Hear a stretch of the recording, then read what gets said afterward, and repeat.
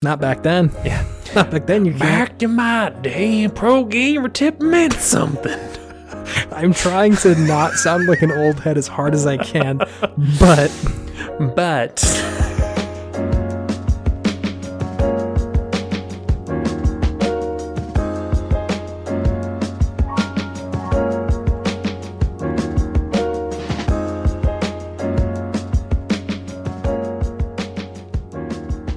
Happy birthday. Oh, hey. What a good start. Happy birthday. Thank you. It's I'm turning 100 years old. 100? Yes, I am. Man. I'm a centenarian or whatever it is that they... A centenarian, yeah, I believe me. so. That's me. Cool. My vision's going, which is a good start. Great. Got getting some glasses, which I will probably have by the time we release this. So I'll finally be able to see all you bastards again. Perfect. Yeah, it's my birthday soon. How old are you going to be really, Chase? Let everybody know. This is the siren song of my 20s, David. I am entering my 30th year. This is your last podcast of your 30s. Or 20s, sorry. Of my 20s. I'm skipping straight to 40. I said fuck it to a 30. Yeah. How old were you when you thought up the idea of this? Because we did that in my backyard over some whiskey, didn't we? Yeah, we did. It was quite cold, so I'm assuming it was like a winter break or something. Because I feel like we thought of it and then sort of sat on the ideas and did a couple of test pods for like about a year and then kicked it into overdrive this year.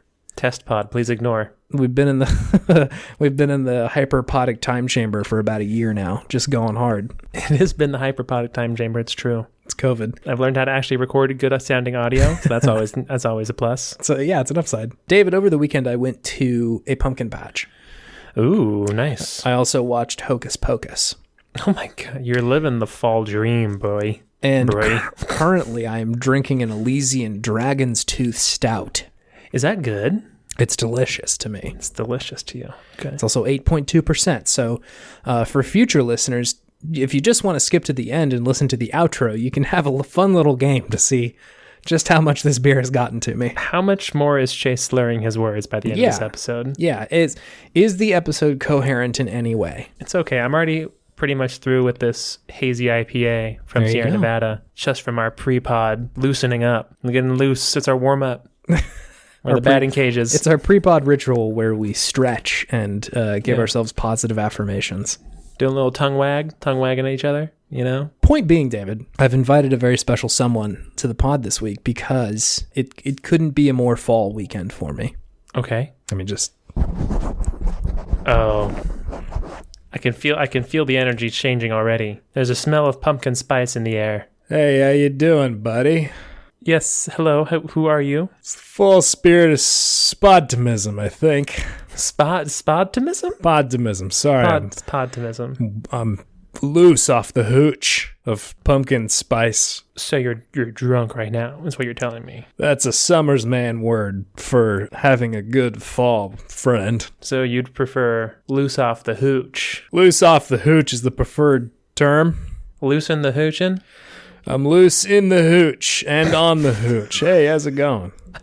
I'm loose in the hooch. Anyway, yeah, it's fall spirit of Podtimists. How you doing? Okay, are you from the east? Are you from Jersey? No. Where are you from? Calabasas. Calabasas. Do you know the Kardashians? No. I haven't seen them play a video game, so that's not really... Anyway. They have a video game. They have a free-to-play Kardashian mobile game. Please. Yeah, fair enough. Okay. 5 out of 5. Sorry, I'm being aggressive with you. I don't know why. That's okay. You got to suss me out. See if prod for weakness. See if there's any holes in my armor, which I will say there are none. I do like prodding for holes. That's questionable. The phrasing makes me uncomfortable. Okay, good. You passed that test. That made you uncomfortable. Was that a vibe check? That was a vibe check. All right. I really just hit you with like a verbal bullet. And just twanged right off you. That was good. Yeah, not great. I will say it did make me feel uncomfortable. Okay, I apologize. That was a vibe check. That's just to see how vibey you are. You're confirmed wavy. Anyway, so here I am. I'll be available for the episode. Just a little bit about myself to introduce me. False spirit of Podtimism. Loose in the hooch. Loose in the hooch, yep. Love video games and going out into the woods, smelling of pine, making friends with the woodland animals, saying hello to a deer. A deer? A deer. Okay. Hanging out in the cabin. Whoa, wearing a flannel. Ooh, that's a good one. That'll get you going. That'll Nice get and you cozy. moving. Let's see. Favorite video games? Anything Let's hear it. spooky? That makes sense to me, right? All spooky things? Oh, spooks are good, but not exclusive spooks. Because we got November, too. Don't you You're worry. not spook-exclusive? I am in no way in an exclusive relationship with spooks. Because you're also like family-oriented too, I would think, right? Because Thanksgiving's coming up. got We're two going to gifts spend as some well. time with our family. Not this year, because, the whole thing. the whole thing. The The whole everything. you're aware. Yeah. We are aware. Yeah, so family friendly, like a good Smash Brothers, a Mario Party. I've recently been a big fan of those Jackbox games. They're pretty fun. Pretty fun for the whole family. Yeah, wholesome fun for the whole family. Yeah. Anywho, I'm going to step back behind the mic. I'm wildly uncomfortable in the spotlight, so I'm going to go ahead and leave what's his name? Chet Balby. Chet Balby, yeah. But just let you know, fall spirit Podtimists, you did a great you got job. it. What's up? No worries on feeling shy behind the mic. You did great. Thank you. You did great. Thank you. I'm going to go puke in a bucket. Not feeling great. Chin up. David, Yes? it's video game Podtimism. Is it? It is the Optimist video game variety show. We're two best friends and the fall spirit of Podtimism. Special guest. Yeah, special guest. What is the rest of the intro? The Optimist video game variety show. We're two best friends and the fall spirit of Podtimism. It's really throwing you off adding that fall spirit. Yeah, it's not easy to really roll with this. Something with the wonderful world of video games. We're on video game Podtimism. We're two best friends. Talk about the wonderful world of gaming. There you go. Yeah. My name is Chase, and my favorite fall activity is watching bad Halloween movies. Like scary movies or just like campy or both? Just trashy, bad movies. Hocus Pocus is kind of a standard bearer here. Okay. My name's David. My favorite fall activity is getting cozy and drinking a warm beverage or a dark beer. Yeah, hell yeah. Hell yeah, David. I like That's my that thing. one. That's my thing. That got me going. Put me in a mental saw that. space. You were at mid gulp and you excitedly I threw had to down put your my beer goblet down. because you were so excited.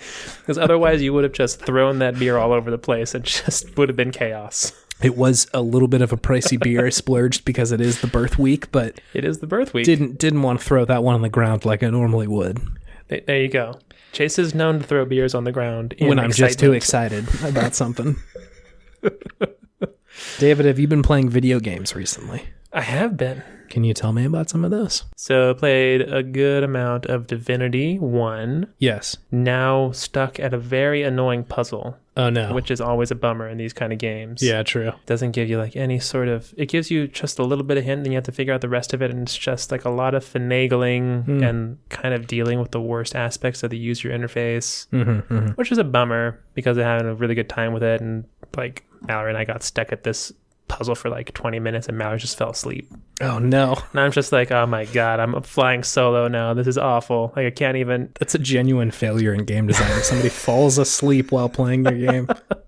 She just Good stopped night. and she's just like, just gone. Yeah. Absolutely gone. Yep. But we'll get past it, and it's still a good game, but Yeah. it is slightly, at least right now, on notice. It's on notice. Yeah. Okay. All right. Wow. I hope you hear that, Divinity 1. Divinity 1, you're on notice. You're on notice. New game of the week Let's go. is actually an old game, but a new part of an old game. Okay. It's the Control DLC. Okay. Nice. Are you enjoying it? I haven't touched it at all. I am. Okay. I haven't played too much. I'm playing the first one first. The Foundation DLC.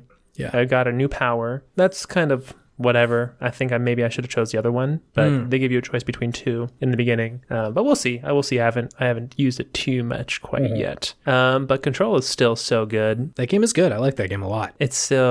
It just plays so smoothly, just buttery smooth. There's so many different things you can do in combat once you have all the powers leveled up and you're just levitating like 20 feet off the ground, shooting people and picking them up and taking over their mind and ramming down on them from above with like the force of 1,000 Valkyries. It's pretty cool. But yeah, it's been a busy week at work, so those are really the only two things I've been playing recently. And enough. Also just Overwatch. Actually, Overwatch. I've been playing a lot of Overwatch because it's my favorite time of the year in Overwatch, which is their spooky Halloween event. Their costumes for Halloween are so good. It is by far the best event in my opinion. Yeah, definitely. Christmas is a close second. But the Halloween, not even close second. Christmas is second, like firmly in second. Halloween is just head and shoulders above the rest. Just the music, and they changed all the levels to be a little spooky. And then this mode, the special mode, like the Junkenstein's Revenge mode, is by far, I think, my favorite of all the special modes that they do for these. It's definitely the most fun and feels like kind of a game unto itself. It feels the most unique and different. I think that's what it comes down to. The other ones are like, I don't remember exactly what it was, but there's like instances essentially that you can run through where it's like, you got to kill all these ninjas, and that's the thing that we're doing this time. Yep. And it's like, it's fun, but like not necessarily something that I would want to play over and over again. But Junkenstein is like hard enough that if you play on hard, you're probably not going to win. And so like, it's very difficult, but when you get far enough, it's like, dang, like we really crushed it. Yeah. And yeah, it's, oh God, it's so good. It was brutal because I was playing it, and there's 2 loot boxes you can earn from playing specific modes of it now, because they added like little differences to it. Okay. So there's one mode where like a ghost will follow you around and it'll like suck your life away if it's near you. Oh no. And then another one where like the Zomniks just move a lot quicker. Oh, okay. And they're both on expert difficulty. I beat one, and the second one went down to the very last boss, and we lost. It was a horrid feeling. It was a terrible feeling. I'm embarrassed to even admit that it happened, but it did. You're bearing your soul here for all of our listeners. I'm sure they appreciate your honesty. Sometimes you fail. Sometimes you fail. That's part of it. Just learn from your failures. Podtimistic take. So that's been really fun. And now they do a thing for all the events, it seems, where if you win 9 quick play or like arcade games during the week, you get a special skin, epic skin for free. Just get it. Hell yeah. So I got the Phantasma Sombra skin. Sombra. That was good. Yeah. Gives me a little carrot to chase after, because I'm just, otherwise I just don't really, they need to give me more to keep on playing it, I guess, is what it comes down to after a while. Do you have a favorite Overwatch Halloween skin? The Zenyatta Cultist skin is pretty good. That one is unreal. Yeah, I think I got that one. That was like a year or 2 ago, right? I think so. That was one of the first ones they did. And yeah, it's so good. I was a big fan of the Pumpkin Reaper. I liked that. The Dragon Symmetra. That's another really good one. Yeah. The Summoner. Witch Mercy is pretty good. Witch Mercy's great. Yeah, the cultist Zenyatta's. That one's hard to beat. Like the Cthulhu ass looking design. Do you have a favorite one? I don't play Symmetra enough for the Dragon one to be my favorite. I do really like it, but I'm not sure that that's like top of mind for me. Sure. I'm just now seeing all the new ones. Man, the werewolf Winston is cool. I love it. That's really great. When you look at the character model and you spin it around, the tail will like maintain its velocity and like wag a little bit. It's pretty cute. It's pretty cute Winston costume. I gotta get up in there. I'm already late. Hey, you already missed the Sombra Phantasma costume, man. You're shit out of luck on that one. The costume itself, I don't know is my favorite, but I use it a lot, which is Zarya's like 80s costume. That's a good one. Is that a Halloween one? Yeah, it is. Really? Yeah. I guess that makes sense. 80s. Because she's like dressed up. I think maybe that one. I use that one definitely the most. That one's pretty good. Yeah. That's a pretty cool costume. Yeah. Okay, cool. Is that all you're playing? That's it. Yeah. I'm playing a few things this week. Okay. I'm pretty sure inches from beating Eichenfell. Like, I'm pretty sure I'm at the final boss.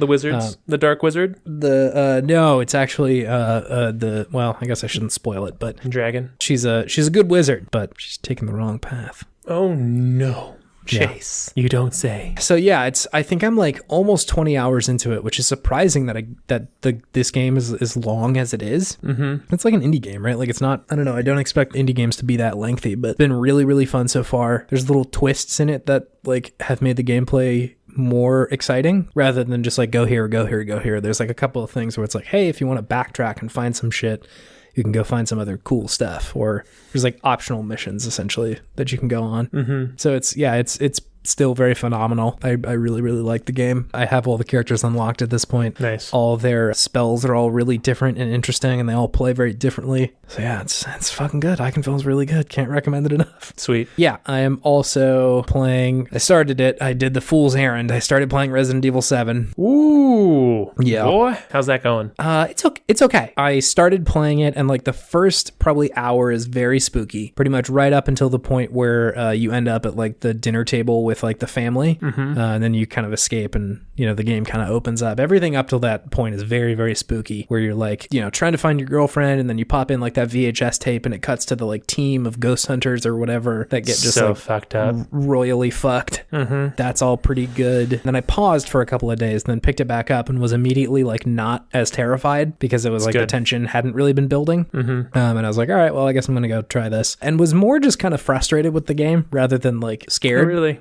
Okay. I think it builds tension really well, but if you split that up, it becomes just a little bit frustrating. Yeah, I guess that's the only word that I can think of for it. But it's a lot of stuff that's very like you have to do this in a specific order, and the only way to really figure that out is to just like die, right? I don't know if you played the boss with like the dad. No. See, you essentially like go into a garage and fight him. There's like a car in the garage.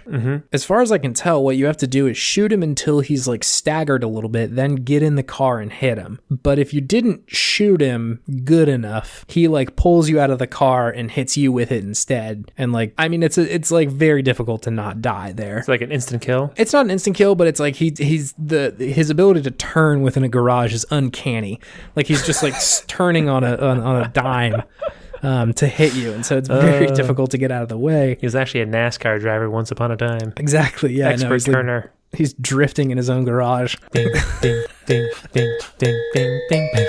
I'm only going to include just that one part, though. So, yeah, it's like there was that, and then there's this section almost right after that where you go and find, or not right after, it's like maybe 20 minutes, but it's shortly thereafter you go and find a VHS from your girlfriend that you're looking for, or wife, I'm not sure. But you have to play as her for a little bit, and you're running from like the mom zombie. And the stuff you have to do to get away from her is just very specific of like, she's chasing after you, and you have to duck behind a specific crate and wait for about a minute for her to go by. And then run outside, and you have to go to the right and hide, because if you go to the left, she'll come and find you, and you have to start that whole section over again. And so like it's not kind of the dynamic terror that's in a lot of other Resident Evil games, where it's like, I know the tools that I have, which are these guns, and you know, I can kind of run away, and I know the layout of this place fairly well. And so when they throw zombies at you that hit you real good, it's like, well, fuck, the things that I am using are not very effective against these bad guys. That's frustrating. Yeah, and in this one it's more of like, well, you just need to learn that you have to go this way. That may not be the case for the rest of the game. I haven't played it in a little while, so I can't quite remember how it turns out. But yeah, initially it's just sort of like, I don't exactly know what to do in these situations. It's not made immediately clear. But I'm going to keep going with it and see how it turns out, because I do want to play that next Resident Evil Village game. I'm excited for that one. It looks more, like you said, dynamic. Yeah, a little bit more return to form. And like, again, that's not to say like, I love that this game is scary. Like it is very, very terrifying in a lot of ways. And like, that's great that Resident Evil knows how to do that after making like essentially action games in Resident Evil 5 and 6. Which is, again, fine. Not necessarily what I go to for this series, but I'm glad that they still know how to make a scary game. Yeah, they sure do. Yeah, they sure do. And then the last thing I'm playing, I'm back in it, David. Playing World of Warcraft again. I'm lost. Shadowlands? Is that the new one? Yes, maybe. I'm not in the expansion quite yet. What brought you? What keeps you coming back? Because this has been a love affair. Like what? 13, 14 years strong now? I mean, yeah, WoW's been out for like 15 years at this point. Half your life? Pretty much, yeah. Like, I'll dip my toes in pretty regularly for like maybe a month or two. That's usually my limit with WoW, is I'll get bored after maybe a month or so.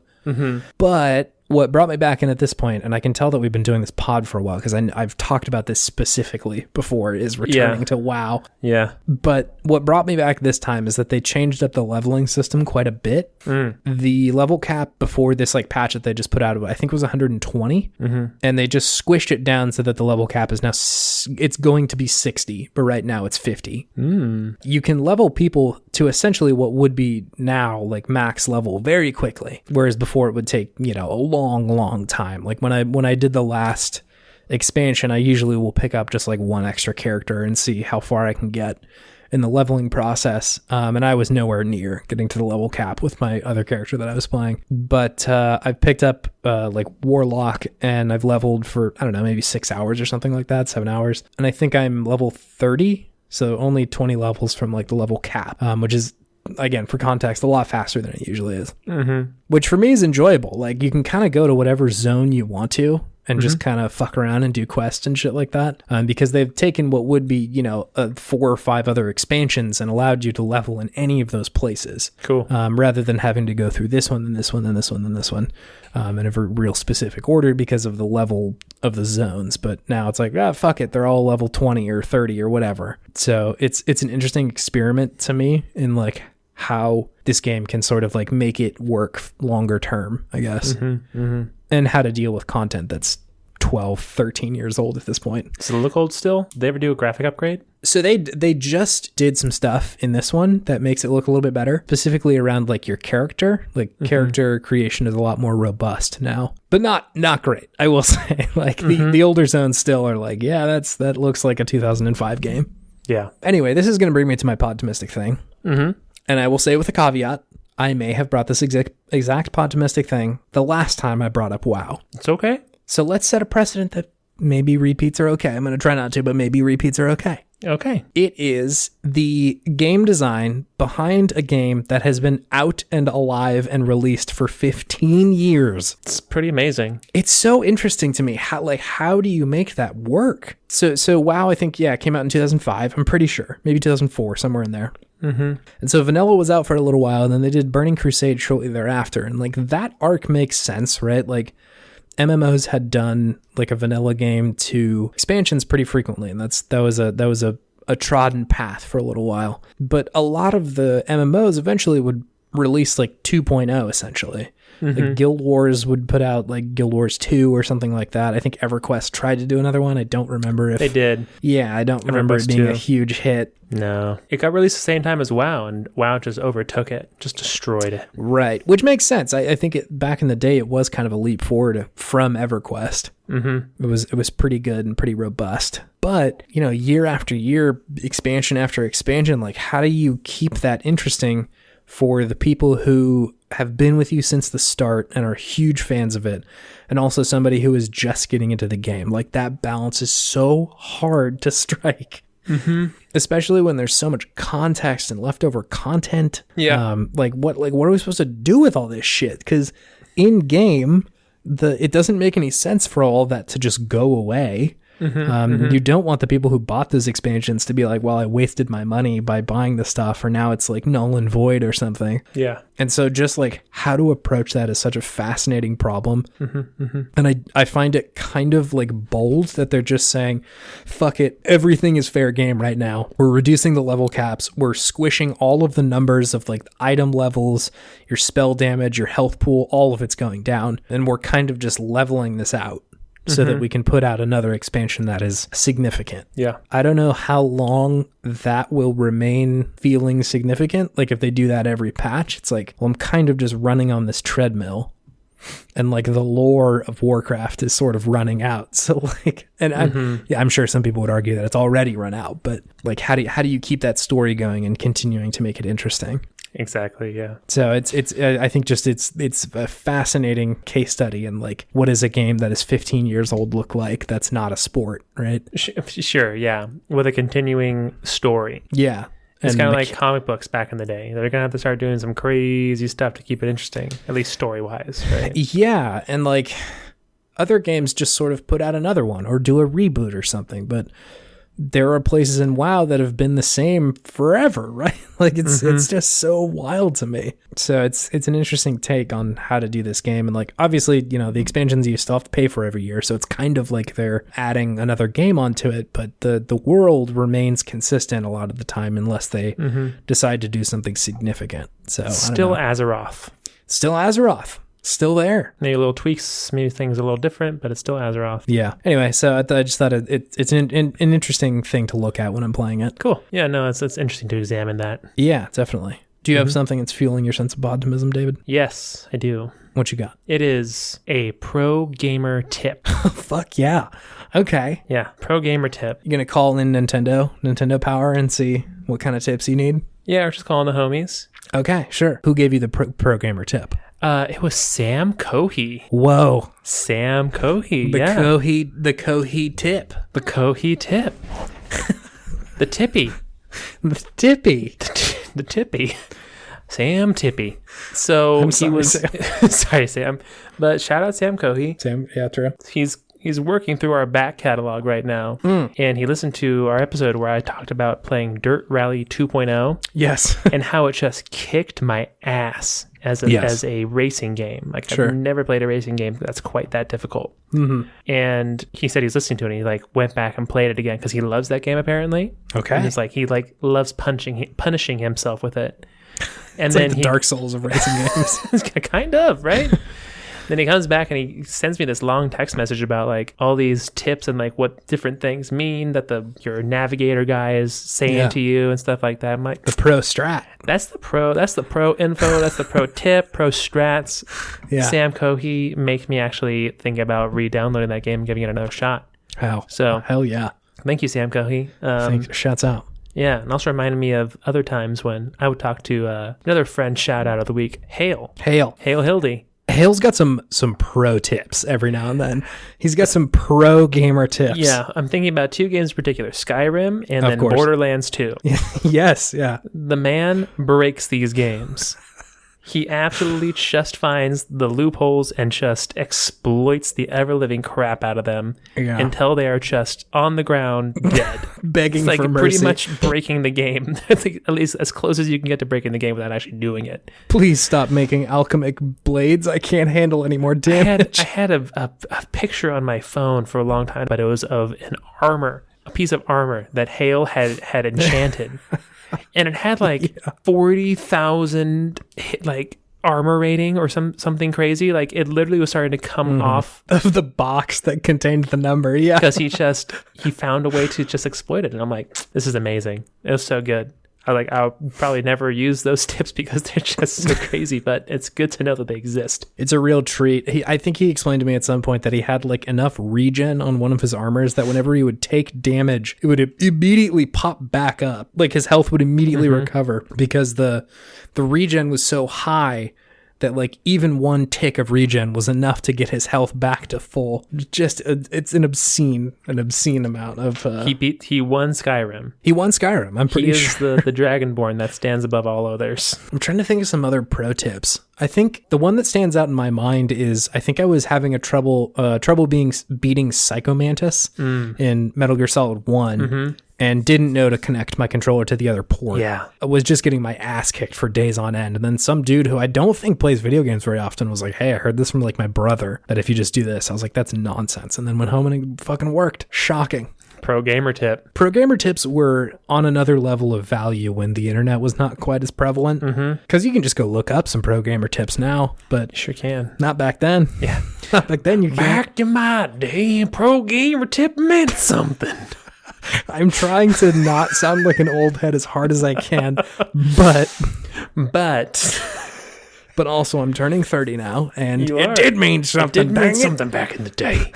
Now these kids just have the internet, and they make Masahiro Sakurai cry because they leak all of his beautiful cutscenes. You gonna make Steve be put in Smash Brothers? Dang it! He gives you so just much. let the man live. He gives you so much, everybody. Let Sakurai die in peace. He's not going to die. He's just going to disappear one day. He will ascend. He's just, yeah. The final Smash Direct is him introducing the final character, who is Sakurai, into Smash Brothers. And then when it cuts back, he's gone. And it was Hideo Kojima the whole time. He takes off his glasses and it's just instantly Hideo. Punish Sakurai. There's the joke. Let's move on. Let's get out of here.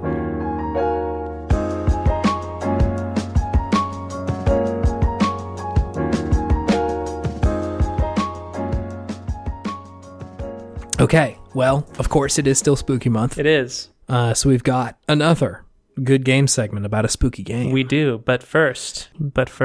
Okay. I have a secret segment. We've got a secret segment coming in hot. So the secret segment is... What's up? Chase is an old man. Yeah, that's a true fact. And to celebrate that, I have combed the internet for video game trivia and knowledge from the year 1990. Oh, Lord. I'm not going to be good at this. I wasn't video gamey back then. Kind of a lot of stuff happened that year. Well, there's a lot of video game stuff going on in 1990. It was hot. The industry was on fire. Literally on fire. People were dying. Okay, all right. So we've got a quiz. We've got a quiz that I can take. Quiz. I'd be surprised if you get maybe like a single one. 3 of these. They're pretty esoteric. Do we have a stinger for this one? Chase is an old man. That's the best I got. That's a new stanger. Great. So okay. Ridiculous. Little quiz, a surprise segment. A surprise quiz. You could probably put in like the Who Wants to Be a Millionaire background music.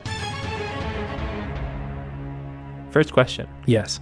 In 1990 in Japan, yes, a seminal video game system was released. Okay. What was its name in Japan? The Super Famicom? You got it.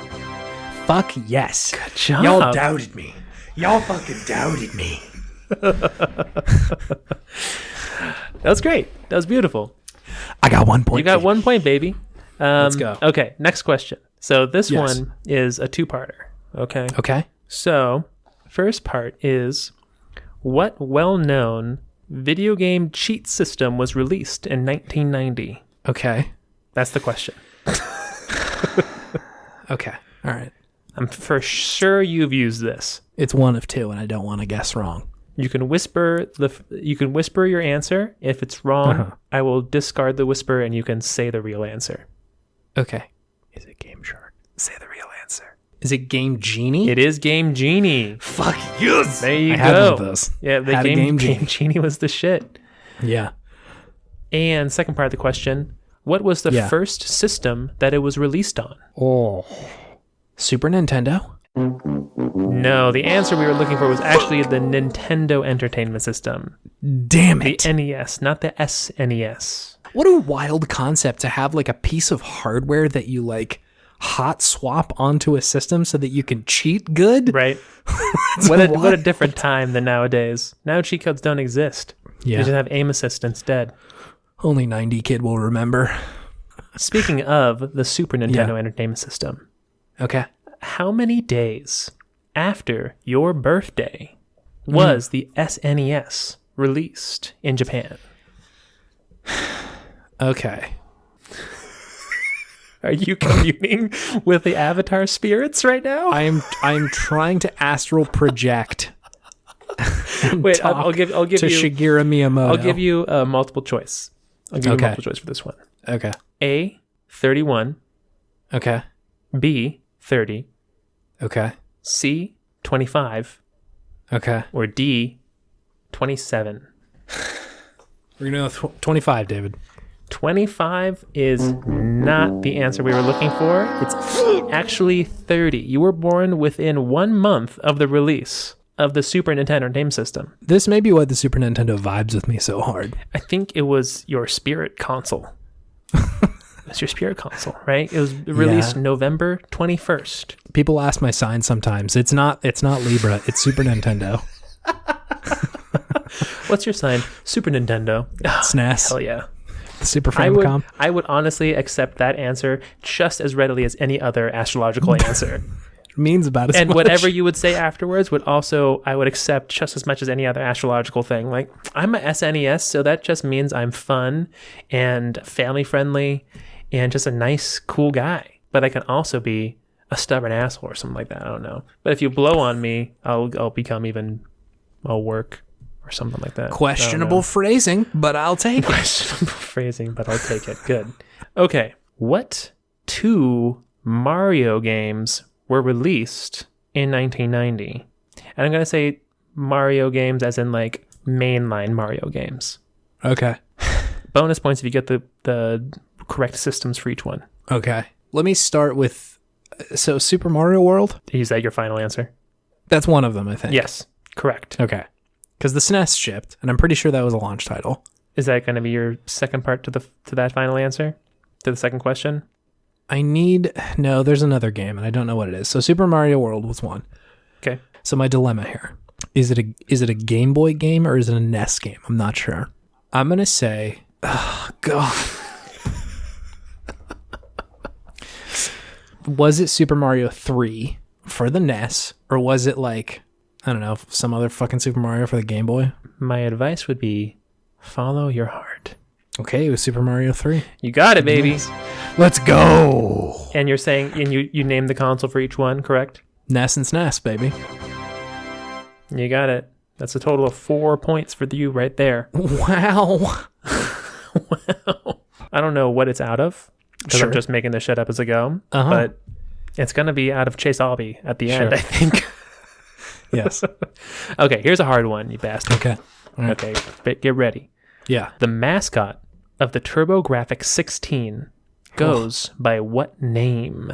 This game was released December 15th of 1990 in North America. Oh, God. This is the multiple choice. Okay.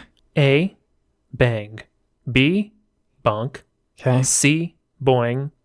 Okay. D, Bump. Is it Bonk?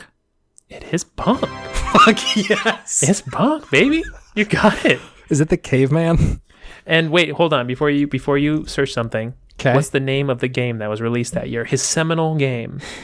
I think it was Bonk's Revenge, wasn't it? It was Bonk's Adventure. Fuck.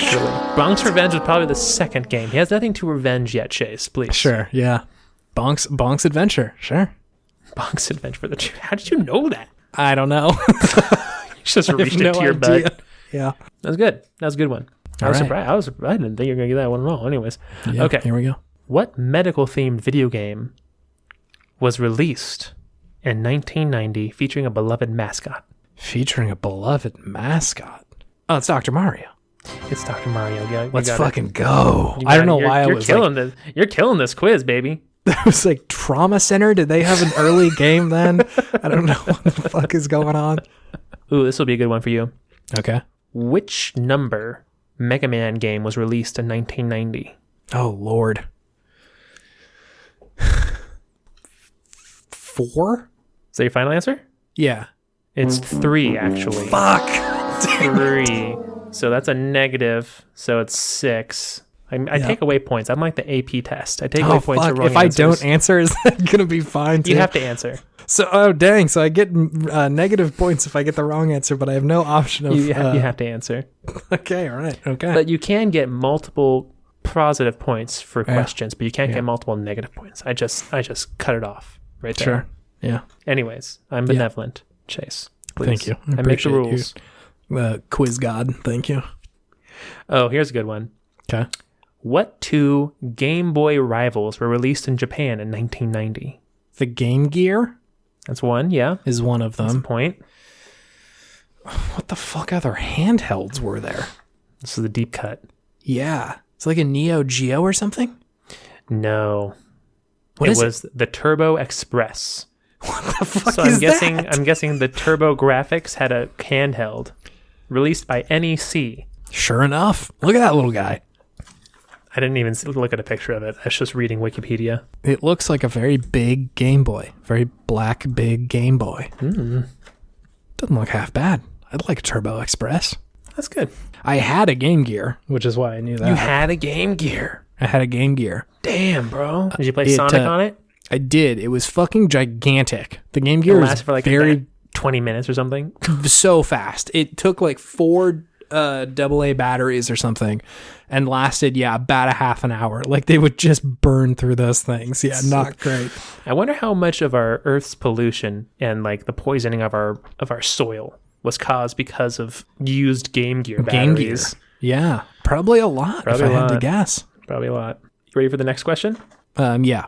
Oh, hold on. By the way, 6 AA batteries. 6. Oh my god! And that's you would like get half a pack.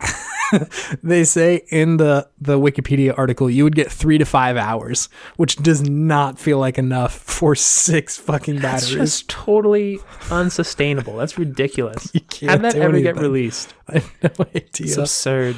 Okay, here's the next one. Yep. What critically acclaimed LucasArts point-and-click adventure was released in 1990? Oh, fuck. There's so many of them. You can ask for one hint. Of course I want the hint. Do I have to ask a specific question? You have to ask me a question about the game and I will answer. Okay. And I was going to ask you the theme of the video game, but that would any of them would give it away. Be nice with your questions. Yeah, I'm trying to think. I will refuse to answer a question if it will be too revelatory, and then you don't get any questions, Chase. Is the game set in the past, present, or future? I think it would be the past, but it doesn't really set itself in time. Questionable. Let's say Monkey Island. Can I get the full name of the game? The Secret of Monkey Island? You got it. Let's fucking go. Let's go, baby. You're doing great. You have 7 points. Can't stump Out this of how chump. many questions we've done? 1, 2, 3, 4, 5, 6, 7, 8, 9 questions. That's pretty good. I'll get into video game college with that grade. Exactly. All right, here's the next question. Okay. What home console did John Madden's football make its debut on in 1990? Oh, I know that there were a lot of Madden games on SNES, but I don't know if it was the debut. Right? I'm going to throw a curveball and say the Genesis. Wow, you fucking nailed it. Let's fucking go. Curveball right down center plate. The SNES felt too obvious. Caught looking. Man, you killed it. I thought I was going to get you with that one. That was pretty good. Oh, baby. If we hadn't just talked about Altered Beast coming out in 1989, I don't think I would have got that. Right. There you go. There you go. There you go. It's all adding up. All right, here's the next question. Okay. What Metal Gear video game was released in 1990? 2? Metal Gear 2? Can you give me the full name of the game? Fuck. I don't know if I can. Metal Gear 2, Hideo's Pride. No. Ooh. Metal Gear 2, Snake Goes to College. Snake Goes to Washington. Mr. Snake Goes to Washington. What the fuck is the name of the second one? Shadow Moses? I don't fucking know. I'll give you the point if you can tell me who the game director was. Was it not fucking Hideo? I don't know, was it? Let's just say it's Hideo Kojima. It's not Hideo Kojima. Who the fuck was it? I don't know, but it wasn't Hideo. And the name of the game was Snake's Revenge. Oh my god, I should have gotten that. I'll give you 1/4 of a point for that one. So you're 8 1/4 points. Painful. Snake's Revenge is so fucking obvious. Even if I didn't know that, I could have just said Snake's You said fucking Bonk's Revenge earlier, so you were already thinking about it. No, fuck. Oh, wow. And I told you, no, that's the second game, Chase. Leaving points on the table. Come on. I'm like George R. R. Martin. I'm foreshadowing all these answers, baby. It's all in the text. It's all in the text. Well, now I trust you as a writer, so. Okay, 2 more questions. Okay. These ones are going to be tough. What video game competition had its inaugural year in 1990? It still goes to this day. So, Nintendo had some sort of game thing. Mm-hmm. I don't remember what it's called. It's not the, Nintendo Olympics. That's not a thing. Fuck. It's in there. This factoid is in there. I can hear you furiously clicking through your mental data files trying to find this. Where is it? Double clicking every folder I can find. It's not like The Wizard or something like that, like the fucking movie. No, it's not. I don't know. The fucking Power Glove. The Power Glove Championship. The Nintendo World Championships. Fuck, I should have thrown something in the ring. Mm-hmm. Yeah, I think they just started doing that again recently. It was off so. for a couple of years. Yeah, something like that. But yeah. They say it's been going. All right. Okay. Last question. Yeah. In 1990, the magazine Video Games and Computer Entertainment released their list of the best video games of that year. They differentiate between computer games and home console games. Okay. If you can name, let's say, 2 of the games that were listed in any of those categories that they have as best of the year, you win everything. Fuck. You win being a birthday. You win birthday. This is pretty tough. Is Super Mario World on there anywhere? I feel like it has to be. It was released at the end of that year. Just let me tell you. So they're not judging that? It was released November 21st. And this list was released that year. So they're not judging. That's what you're telling me. That's my one hint for you. There is another game we talked about earlier that is on this list, though. Obviously, Bonk's Adventure is the best game of the year. Is that your final answer for one of them? Fuck it, yeah. You got it, Bonk's Adventure. Yeah. Best action game for video games section. Bonk's Adventure. You got one. I can't believe that. You got it. God, I have no idea what else came out that year. I don't think I've heard of any of these other games. Actually, I've heard of 2 of them. We throw out Mario Brothers 3. Mario 3. No, it's not on there. What? It's not on there. That is shocking. Ones that I've heard of that you could have guessed. Phantasy Star 2. Okay. Prince of Persia. Okay. Ys 1 and 2. Oh, of course. I think those are all the ones that I know of. I should have just guessed Ys. I should have gone with my heart. Did you really have Ys in there? No, of course not. I was about to say. I'd be very impressed. I can't believe Bonks was on there. Bonk's Adventure, baby. Best action game, 1990. So I didn't get that one, so I did not win the whole thing. You didn't win the whole thing, but you still got 7.25 points, which is pretty good. Yeah. I'm pretty impressed by 7.25 points, to be honest. Yeah. So, well done, and happy birthday. Thank you. We'll get them next year. We'll get them next year. It's going to be the same questions next year. Yeah, I guess just start iterating over every year. Yeah. We'll do 91 next time. We'll get it. So, first of all, thank you for putting together such a competent quiz. You're welcome. What a quiz. I'm honestly so impressed with how well you did. I wouldn't have gotten any of that. For sure. So, I know you gave me your video gamer card a couple last episode, maybe 2 episodes ago. It was last episode. Uh-huh. Consider it officially bequeathed back unto you. Reinstated at long last. So that you may enjoy your 30s, a card-carrying gamer. I'm a 30-year-old gamer. Excuse me, I'm actually a card-carrying gamer. I have my gamer membership pass here. Bonk's Adventure was the best action game of 1990. I'll have you know.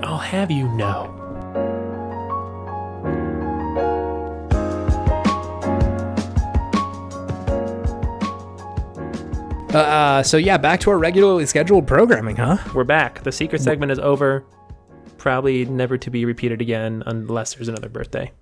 No, I like the idea of secret segments that we don't know are coming and then they happen. Just a little surprise. Yeah, that's kind of a powerful idea. You like that one? Yeah. You into it? Okay. I feel like it really does remind me of the character screen in Smash Brothers when you unlock someone new and it has like a little silhouette of the person. Yeah, and you have to fight them all of a sudden. And if you lose, you have to do the whole thing over again. Yeah, I'm going to have to run through this podcast again to unlock whatever the prize was for that quiz. You still getting a prize in the mail for me, baby. Don't worry. Oh, thank you. I hope it's some lewd photos and some bathwater from you. Not only. That's just the appetizer, my friend. Okay.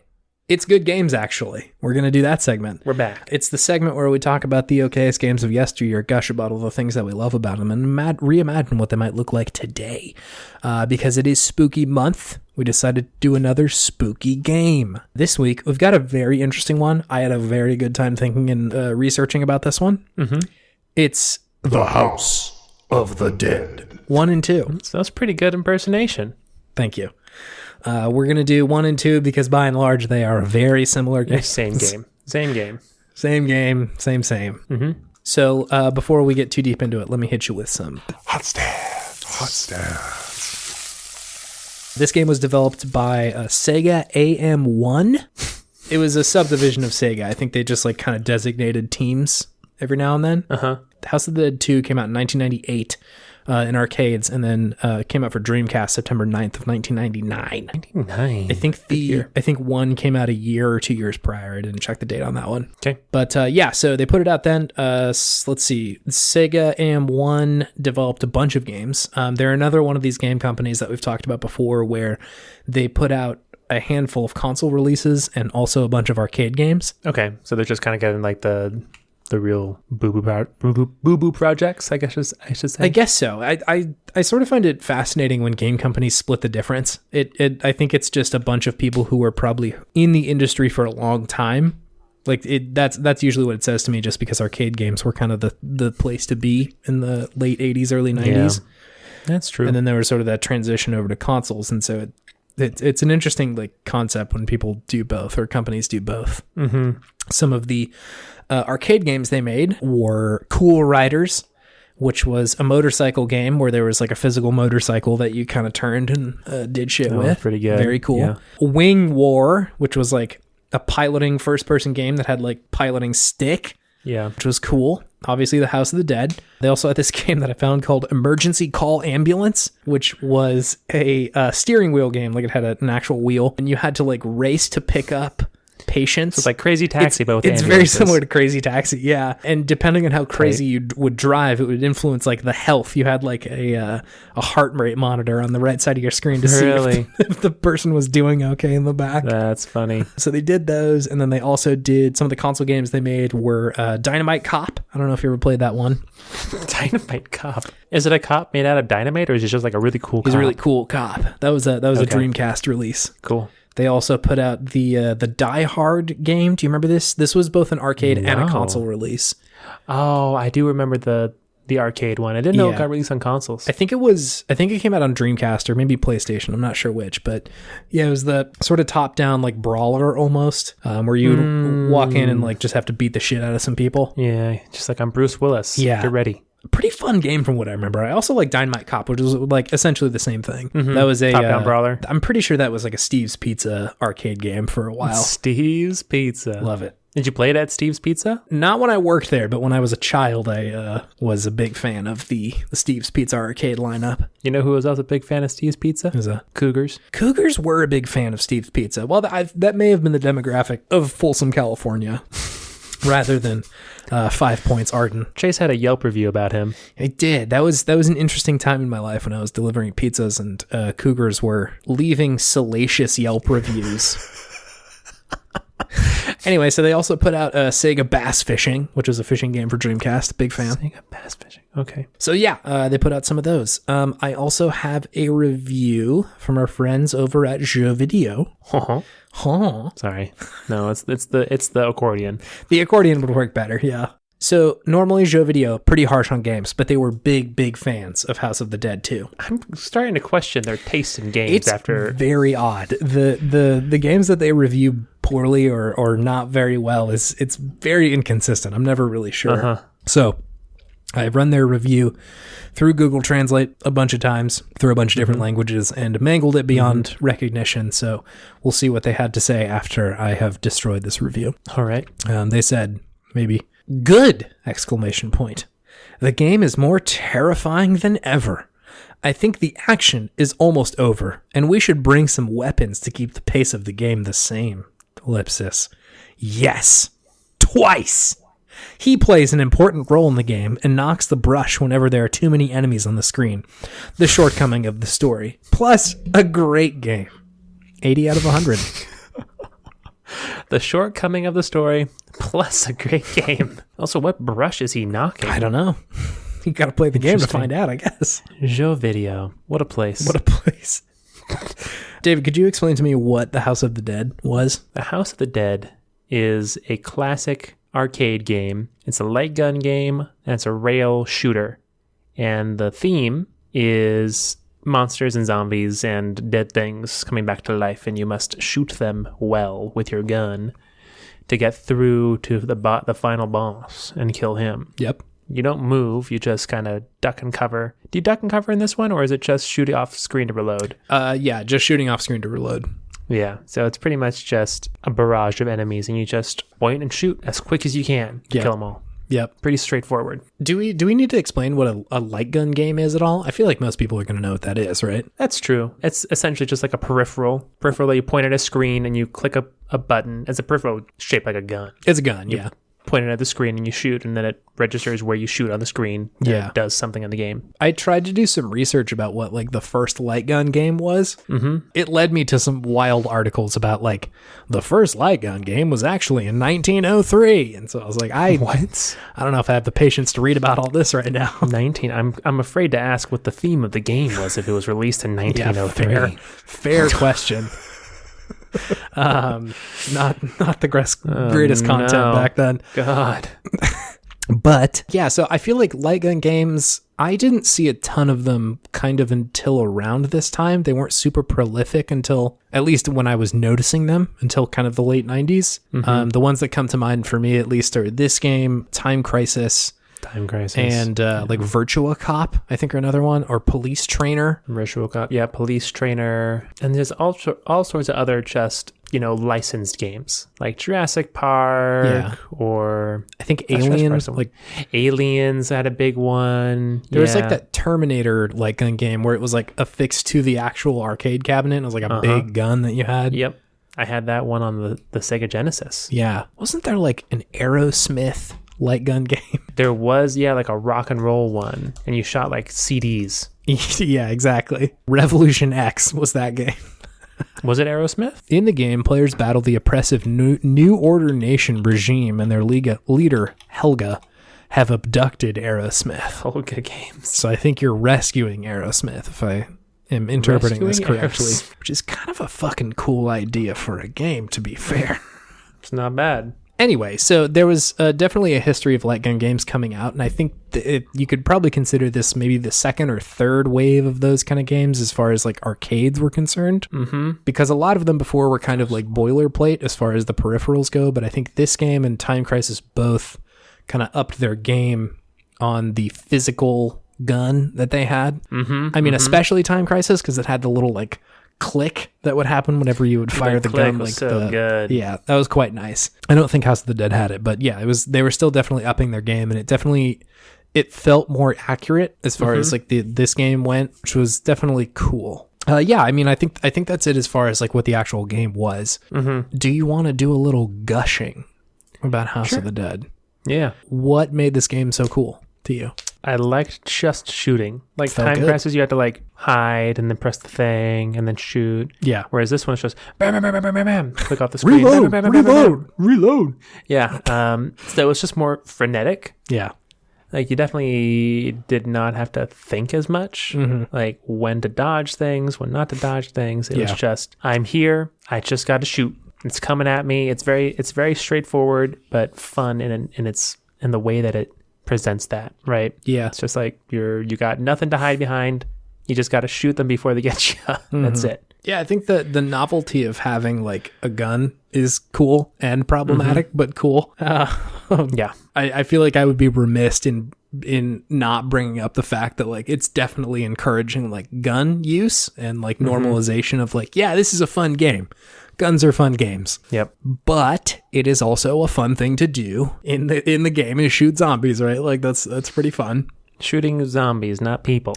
Yeah, I mean, like of all the bad things to shoot, right? Like zombies seems like a fairly innocuous one. I guess they're like humanoid, but still, in Time Crisis, you're shooting other dudes, like with the implication that you are killing those people. Yeah. But this one, I guess those people are already dead. They're already zombies. I'm just lifting them of a curse, truly. Doing them a favor. Yeah, but yeah, you're right. It was like viscerally fun to play. It was also very fast. Like the game moved very quickly. Yeah, it was definitely one of the quicker light gun games I remember. Like just with how it would whip you around corridors. You're like never in one spot for long. Yeah. I wrote down that the like campiness of the game I thought was really fun. The soundtrack is essentially like Transylvanian vampire music that's going on behind you, like organs and shit like that. Yeah. And like the intro just being like all this very self-serious zombie games and shit. Like it's intended to be almost like an Evil Dead, I feel like, where it's like this is, it's supposed to be a little scary, but also at the same time like you're just supposed to mow down these zombies at a certain point. So I kind of like that they were obviously like trying to have fun and take themselves seriously, but I kind of got the sense that they weren't like, we're trying to tell a very good story. It's like, we're just trying to give you an excuse to shoot zombies. Yeah. And you can tell how much they put into the story by the voice acting, right? The voice acting is so wild. Not their priority. It's some of the worst I've heard in quite some time. Looking back on it, I didn't remember it as a kid. I think because you can't really hear much in an arcade. Yeah, no, you can't hear any of this. But when you really put on some nice headphones and listen to it on a YouTube video. Man, is it bad. Is it just atrocious. In the cold light of day, the voice acting does not sound great. Yeah, it's real bad. Oh, I'll put in some stuff here so y'all can take a little sampling of the voice actor or acting. The door of fate shall open. I've been waiting for you, friends. Goldman, do you know what you're doing? I'm fully aware of what I'm doing. Can't you see? Man committed a sin, disturbing the life cycle of nature. The original sin that man is responsible to protect the life cycle. I have made a creature to rule over mankind. This is the final battle. Show yourself, our new ruler, the Emperor. It's definitely in the category of so bad it's good sort of voice acting. Mm-hmm. It certainly doesn't detract from it for me, even in hindsight, and maybe especially in hindsight. It's like, yeah, that sounds awful, but I'm enjoying it quite a bit. Yeah, there's like B movie action or B movie horror movies, right? Yeah. And then this is one step below that. Yeah. As far as like the voice acting and story goes. It sounds like maybe the person wasn't totally convinced that the thing they were recording on was actually recording, and they weren't maybe sure where to speak into it to get a good sound. So they were just kind of shooting from the hip from whatever they were trying to do. Also sounded like they were trying to do some sort of accent for one of the characters, but just came off sounding really weird. A little Kermity. A little Kermity, like in the throat, very throat talky. Kind. Yeah. Something I thought was cool was that originally they had planned to build out like a branching story path in the game, but that proved to be pretty difficult like to implement, especially on like an arcade game with like the size of the memory being kind of an issue. So essentially what they went with was a little bit different, wherein there are kind of a little bit of branching paths within each level. So essentially if you find somebody who's like in peril or like somebody in trouble, usually if you kill the zombies before they get this other person, they'll run up and either give you like a health supply or like a machine gun for a second, or they'll like lead you into an area that skips part of the level or goes to like an easier part of the level. And so I thought that was pretty interesting to be able to implement like a branching path story design in an arcade game. Like you usually don't see that. That was cool. Yeah, like it's interesting, right? Like there's some innovation there and some thought that goes into how to build a game as far as, you know, what you can do and how you can do it, because a lot of the times with arcade games, I think the mantra is definitely like just collect some money from these people. And so it's interesting to have some motivation to go back and be like, oh, that guy seems like he's playing a different part of this level. I didn't get there. How do I get there? Exactly, yeah, and just gives it some replay value beyond just trying to beat it. Yeah, exactly. Right. It's interesting. It also inspired the game The Typing of the Dead, which I fucking love. Oh, I forgot that's a thing. Yeah. Another check in their column for maybe not taking themselves too seriously. Put out a game where it's essentially the same thing as the House of the Dead, but instead of a gun, you use a keyboard and words come up on the screen and you type them and it will shoot the zombie. And so it's an integration of Mavis Beacon. I was about to say it's zombie Mavis Beacon. It's Mavis Beacon teaches killing zombies. Yeah. Which is kind of a thrill. I remember seeing this and thinking it was like a fake game. Like I was like, there's no way that that's a real thing, but no, it was. It's real stuff. So it came out in the arcade in Japan in 1999. So I guess with a keyboard? I guess so. In the arcade? But no, yeah, you're right. So it came out on the Dreamcast in North America in 2001, to Windows later that year. So in Dreamcast, it came out in January 2001, Windows in September of 2001. So it took a second. Huh. But yeah, it's just so ridiculous to like put that in there. The main guys in the game are like wearing keyboards or strapped around their shoulders and walking around and shit. It's just so silly. What's the premise? How do they figure that typing kills zombies? I have no idea. Maybe they just shoot bullets out of the end of the keyboard whenever you type a word good. Yeah, I'm looking at a cabinet in Japan. It had a full ass keyboard on the arcade machine. That's awesome. It's just so ridiculous. That's a top peripheral for sure. Yeah, that's top tier shit. I was also sort of fascinated with the impact of this game. There was this, I think it was a book that Kim Newman wrote called Nightmare Movies. And she had drawn the conclusion and sort of connected the dots that there was this like zombie revival in the form of video games from Japan in the late 90s. So like this was one of the games, and like Resident Evil was another example, which in turn inspired a revival of like indie zombie movies in Japan, which then inspired a bunch of the like early 2000s zombie movies in the States. So like 28 Days Later and like Dawn of the Dead, like I guess you could even say Shaun of the Dead too, where like zombies were put center stage again. And like George Romero himself even said, like, yeah, when I was looking at the revival of zombie movies, I feel like I could draw a direct line between the video games coming out of Japan in the late 90s and the movies that were coming out in the States afterwards. That's rad. It is kind of cool. It's interesting to see that like video games had some kind of peripheral influence on the movie making, because to me it just seemed like natural at the time. Like, yeah, of course zombies in the early 2000s, of course.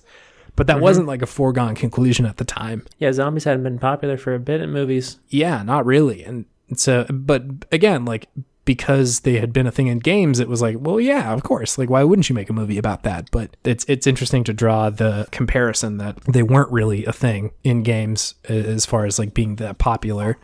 I guess outside of like Zombies Ate My Neighbors or something like that. But even still, that was kind of a smaller game. But like Resident Evil was huge, and this game was very widespread in its distribution and influence. So I don't know, it was interesting. Plus they had them speedy zombies in this one. Them fast zombies, like 28 Days Later. Exactly, yeah.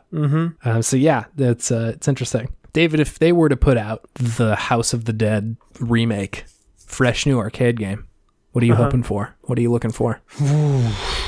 What am I looking for? I'm looking for some good graphics. Definitely. I'm looking for them to like splatter me with like some water or something. Oh, wow. Yeah, physical integration.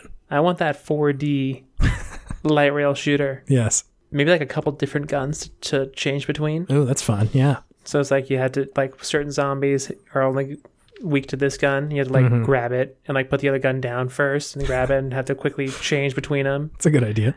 That could be pretty fun. Yeah, it's cool. Better voice acting, or just keep the voice acting the same. I don't know. What would be better? I was about to say either totally update it or make it exactly the same. I'm not sure which. Exactly.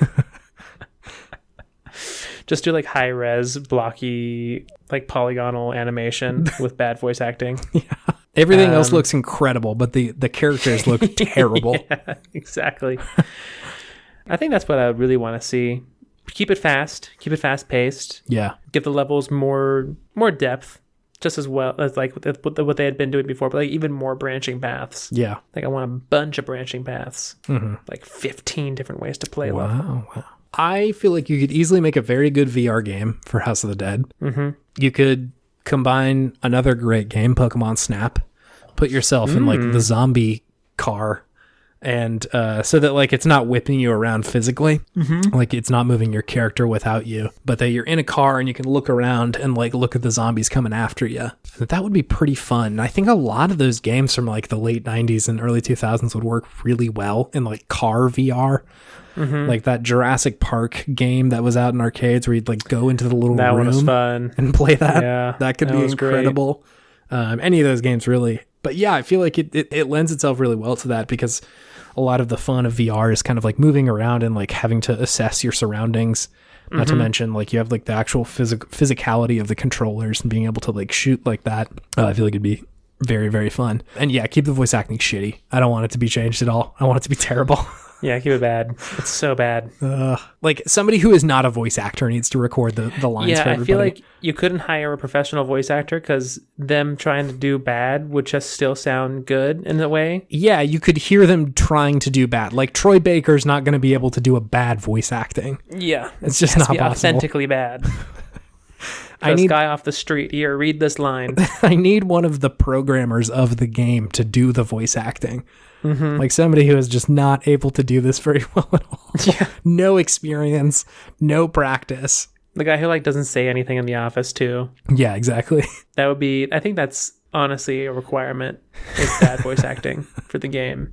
Can't have it otherwise. No, yeah, that doesn't make sense in the canonical universe unless it's like consistent. Okay, cool. Do you have anything else that you need to say about the House of the Dead? I like gun shooters. Yeah. But in a world of coronavirus, the real scary thing of playing House of the Dead 2 would now be just holding the gun. Yeah, just experiencing this physical space with someone else. It's still warm from someone else holding it. That's just the Rona talking. It's just the Rona talking. That's it.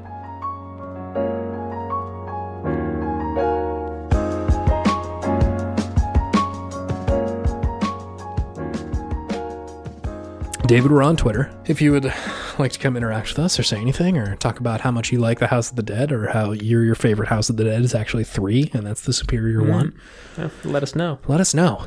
If you want to support the show, a great way to do that is to give us a review on Apple Podcasts. That gets the word out. Helps us spread the Podtimism word. Spread that love. Spread that love. Spread it to the rest of the world. And if you leave one, then there's a chance I'll read it with my vocal cords. You can hear me speak your words that you wrote down. That's quite a treat. He has very, very dulcet tones. I've got some baritone textures. Sure do. Yeah, thank you. That timbre of those chords. The 30-year-old talking now. Ooh. Big old nasty man. You got 3 days still, Chase. Don't be getting ahead of yourself. Young buck for just a little bit longer. Well, by the time you hear this, I will be 30, so that's just a true fact. Mm-hmm. Okay, great. Next week will be the final day in Spooky Month. The final spook? Final spook. So we're the next one will be big, I hope. Really has just spooked on by this month. You know, life moves fast when you're spooking hard. Nothing spookier than the passage of time. Fucking true, though. Damn. I'm reminded of that acutely right now, David. Very acutely. Nothing spookier. Do you have any gaming wisdom for us this week, David? Spooky time. Time spook. Is that it? Is that your video game wisdom? No, it's not. That's not it. I don't Spooky know what time. that was. That was my brain short-circuiting Sure. from the day. Yeah. I guess my video game wisdom would be sometimes there's only one way you can go through a situation in life. Yeah. No matter what you do or where you look, you're just looking at the same enemies Yep. in the same corridor. Yep, it's true. So when those situations happen, just keep shooting, baby. Oh, God, I was hoping you weren't going to go that direction. Just shoot your way out. Just keep trucking, baby. How about that? That's a little bit better. You see how the big gun, the NRA, has influenced us? House of the Dead 2, sponsored by the NRA. Dude. Get them young. Welcome to the fucking conspiracy cast. Oh, we're in the conspiracy cast now. Okay. I kind of believe that. If we're kinda talking real believe talk, that? I bet the NRA was like, yo, can we please put some big buck hunters in every single pizza place? Oh, Cabela Big Buck Hunter was everywhere. I never played that game once. Because it looked quite boring, if I'm being honest. It did. It looked real boring. I don't know how they were at every arcade and pizza parlor. It feels like a Wiener Schnitzel, you know? Yeah, It's who like a plays this front for game? something. Why is it still here? Who plays this game? Who eats at Wiener Schnitzel, you know? It's obviously a front of some sort. Yeah, I think maybe there's being like drugs laundered in the big buck arcade machines. It's where the Soviet spies drop off their information to each other. They write down what the American secrets are on quarters and then put them into the big buck hunter machine. Oh man, I just had something go down my throat the wrong way because I think we're onto something. I think someone just tried to kill me. That's just big buck coming to Go get to you. Steve's Pizza Parlor. That's my best Russian. Play Capella. That's my best Russian again. It's bad. It's not the best. It's not the best one. Let's hear yours, Chase. You must drop off information at Steve's Pizza. Write down information on quarter, secrets on face of American heroes. Humiliate them with your secrets into big buck. That 30-year-old impression. What can I say, man? It came to me. I couldn't do that yesterday. Age to perfection. Anyway, we will see you next week on the Video Game Podtimism for the end of this spooky month. Yeah, don't shoot your problems, everybody. Don't Just to shoot be your clear. problems. Fix them with an open heart and an open mind and open arms. There you go. I don't know why I suddenly slipped into Arnold. They're pretty close. They're not far. Sorry, Not far. Austrians. Didn't mean to put you on blast. Okay, bye. See ya.